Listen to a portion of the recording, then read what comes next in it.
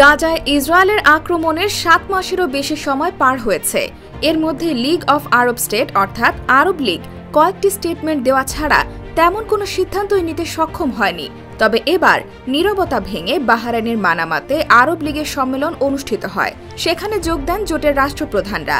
২২টি আরব সদস্য রাষ্ট্র দ্বারা জারি করা মানামা ঘোষণা ইসরায়েল ফিলিস্তিন সংঘাতের একটি দ্বিরাষ্ট্রীয় সমাধান বাস্তবায়িত না হওয়া পর্যন্ত অধিকৃত ফিলিস্তিনি অঞ্চলে জাতিসংঘের আন্তর্জাতিক সুরক্ষা এবং শান্তিরক্ষা বাহিনীকে আহ্বান জানিয়েছে আরব লীগ। আরব নেতারা গাজায় যুদ্ধবিরতি প্রচেষ্টাকে বাধা দেওয়ার জন্য ইসরায়েলকে অভিযুক্ত করে ফিলিস্তিনি ভূখণ্ডে তাদের যুদ্ধবন্ধের দাবি জানিয়েছে। বৈঠক শেষে সম্মেলন থেকে বৃহস্পতিবার ১৬ মে একটি বিবৃতি দেওয়া হয়।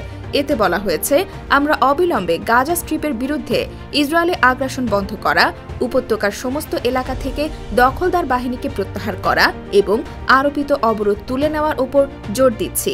এবং বিবৃতিতে আরও বলা হয়েছে, আমরা গাজা উপত্যকার যুদ্ধবিরতি প্রচেষ্টায় ইসরায়েলের বাধা এবং ফিলিস্তিনের রাফা শহরে ইসরায়েলের আগ্রাসন সম্প্রসারিত করে ক্রমাগত সামরিক অভিযান বৃদ্ধির তীব্র নিন্দা জানাই। মিশরের রাষ্ট্রপতি আব্দুল ফাত্তাহ আল সিসি বলেন, হামাসের সাথে যুদ্ধবিরতির জন্য কাতার এবং মার্কিন যুক্তরাষ্ট্রের প্রচেষ্টাকে এড়িয়ে যাচ্ছে ইসরায়েল। এছাড়া এই সম্মেলন থেকে ফিলিস্তিনের সব পক্ষকে ফিলিস্তিন লিবারেশন অর্গানাইজেশনের বা পিএলওর অধীনে আসার আহ্বানও জানানো হয়েছে। জোটটি বিবৃতিতে বলেছে, ফিলিস্তিনের বৈধ প্রতিনিধি হিসেবে তারা শুধু পিএলওকে স্বীকৃতি দেয়। মূলত গাজা ভিত্তিক সশস্ত্র গোষ্ঠী হামাসের রাজনৈতিক প্রতিপক্ষ হচ্ছে পিএলও।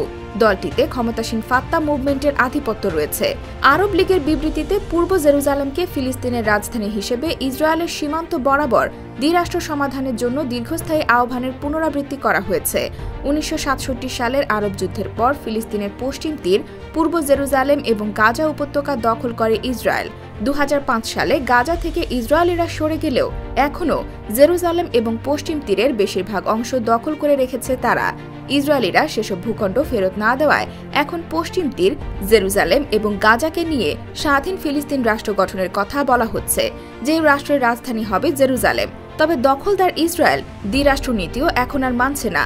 ফলে গাজা সহ অন্যান্য জায়গায় হামাস সহ বেশ কয়েকটি দল কয়েক দশক ধরে সশস্ত্র প্রতিরোধ চালিয়ে যাচ্ছে। এদিকে রেড ক্রিসেন্ট সোসাইটি জানিয়েছে, ফিলিস্তিনে ইসরায়েলি বাহিনীর হামলায় এখন পর্যন্ত ১৫,০০০-এর বেশি শিশু নিহত হয়েছে। গতকাল বৃহস্পতিবার গাজার স্বাস্থ্য মন্ত্রণালয় জানায়, গত ৭ মাসে ইসরায়েলি বাহিনীর হামলায় ৩৫,২৭২ জন নিহত হয়েছেন। নিহত মানুষদের অধিকাংশই শিশু ও নারী। এছাড়া আহত হয়েছেন ৭৯,২০৫ জনেরও বেশি মানুষ।